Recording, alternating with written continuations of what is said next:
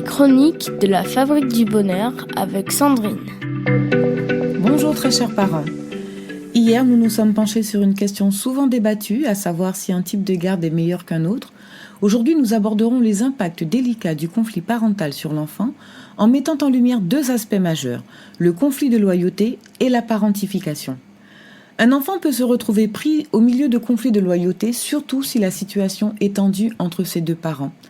Cela peut résulter de disputes entre ses parents ou de critiques dévalorisantes d'un parent envers l'autre, que ce soit envers ses décisions, ses activités ou son nouveau partenaire. Le conflit de loyauté est un sentiment préjudiciable qu'un enfant éprouve lorsqu'il se sent obligé de choisir entre ses parents ou de prendre parti pour l'un d'eux.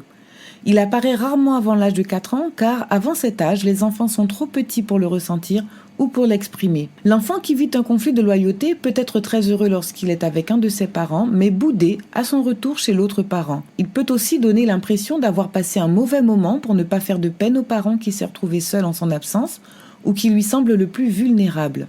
Il peut arriver qu'il se demande comment exprimer de l'amour pour l'un de ses parents, alors que l'autre le décrit comme une mauvaise personne ou le critique sans arrêt. Ainsi, l'enfant se sent déchiré et c'est très difficile pour lui. Enfin, le conflit de loyauté peut entraver le développement de l'estime de soi de l'enfant, le pousser à se replier sur lui-même et favoriser l'émergence de comportements agressifs, ainsi que de symptômes anxieux et psychosomatiques. La parentification, quant à elle, se manifeste lorsque l'enfant est contraint de prendre des responsabilités parentales trop précoces, ce qui peut compromettre son développement émotionnel et l'empêcher de vivre pleinement son enfance. Cela peut arriver si le parent est totalement dévasté et effondré suite à la séparation ou dépassé par les événements, ce qui amène l'enfant à se sentir responsable et s'occuper de son père ou de sa mère. Ainsi, l'enfant parentifié est dans une position de soutien du parent avec lequel il vit.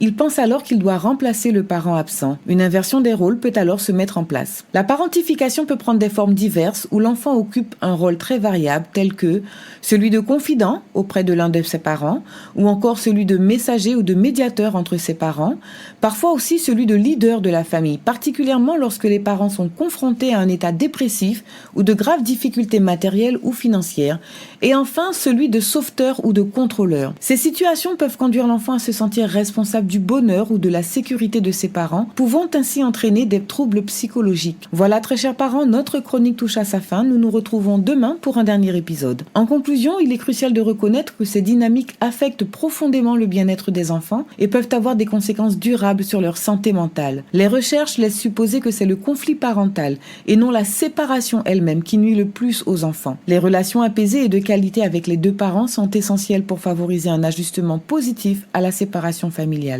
N'hésitez pas à nous faire part de vos réflexions et expériences sur ce sujet sur le site www.fabriquedb.com. Prenez soin de vous et surtout prenez soin de ces précieux liens familiaux. C'était la chronique de la Fabrique du Bonheur avec Sandrine.